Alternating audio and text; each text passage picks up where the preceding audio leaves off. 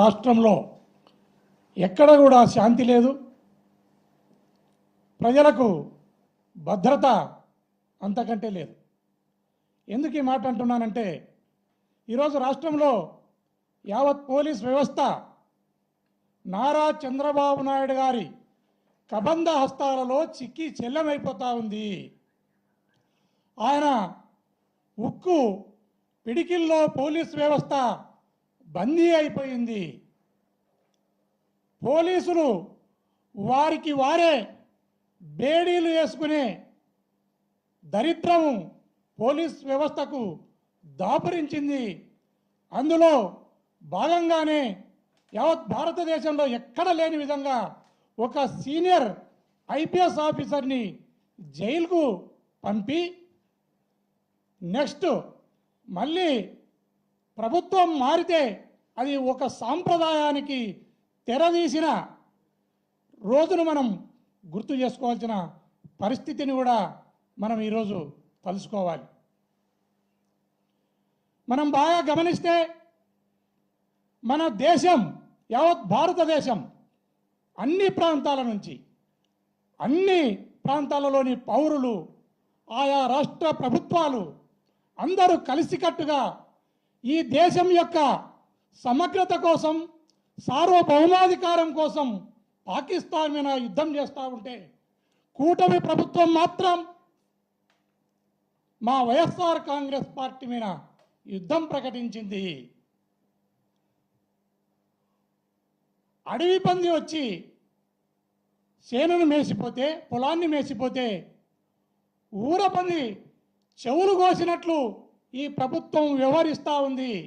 దీన్ని ప్రజలందరూ కూడా గమనించాలి అని నేను వేడుకుంటున్నాను. ఈరోజు రాష్ట్రంలో ఎక్కడ చూసినా హత్యలు, తప్పుడు కేసులు, అక్రమ అరెస్టులతో యావత్ ఆంధ్రప్రదేశ్లోని వైఎస్ఆర్ కాంగ్రెస్ పార్టీని భయభ్రాంతులను చేసే కార్యక్రమానికి ఈ రాష్ట్ర ప్రభుత్వం శ్రీకారం చుట్టింది. ఎప్పుడు ఎలక్షన్ జరిగినా ఖచ్చితంగా చంద్రబాబు నాయుడు ఓడేది ఖాయం, జగన్మోహన్ రెడ్డి గారు ముఖ్యమంత్రి అయ్యేది ఖాయం. మళ్ళీ ఇలాంటి ఘటనలే పునరావృతం అవుతాయి. మీరు కూడా జైల్లోకి పోయే రోజులు దగ్గరలోనే ఉన్నాయి.